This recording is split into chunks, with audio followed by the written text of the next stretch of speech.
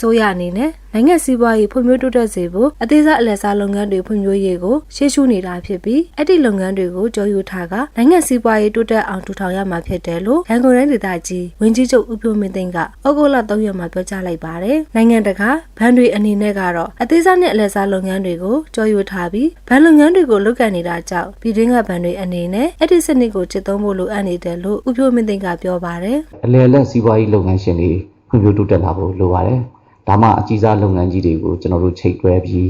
ဆောင်ရွက်ပေးသွားနိုင်မှာဖြစ်ပါတယ်။ဒါကြောင့်ကျွန်တော်တို့နိုင်ငံရဲ့စီးပွားရေးကို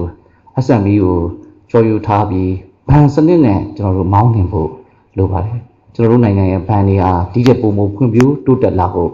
လိုအပ်မှာဖြစ်ပါတယ်။ ပြည်တွင်းကဘဏ်တွေအနေနဲ့အသေးစားအလတ်စားလုပ်ငန်းရှင်တွေကိုချင်းငွေထုတ်ချေးပါကချင်းငွေအတွက်အမကန်ပစ္စည်းချင်းငွေချေးယူမဲ့အသေးစားအလတ်စားလုပ်ငန်းရှင်တွေရဲ့အမကန်အခြေအနေတွေအပြင်လက်ရှိပြည်တွင်းမှာလုပ်ငန်းလုပ်ကိုင်နေတဲ့ဘဏ်တွေရဲ့အခြေခံအဆောက်အုံတွေလိုအပ်မှာဖြစ်ကအဲ့ဒီလိုအခြေခံအချက်လက်တွေမပြည့်စုံဘူးဆိုရင်တော့ချင်းငွေကြောင့်ဘဏ်လုပ်ငန်းတွေပြိုလဲသွားနိုင်တယ်လို့မြန်မာနိုင်ငံတော်ဗဟိုဘဏ်ဒုတိယဥက္ကဋ္ဌဦးဆက်အောင်ကပြောပါတယ်အဲ့တော့ SME တွေကိုငွေများများချေးနိုင်အောင်လဲကျွန်တော်တို့ကစူးစမ်းမှာဖြစ်ပါတယ်သို့တော့ SME တွေငွေချေးနိုင်ဖို့လို့အတွက်ကျွန်တော်တို့ကအခြေခံအဆောက်အအုံတွေကျွန်တော်တို့ infrastructure တွေလိုပါတယ်ဒီအခြေခံအဆောက်အအုံမရှိဘဲနဲ့ငွေများများသွားချီးလိုက်မိလို့ရှိရင်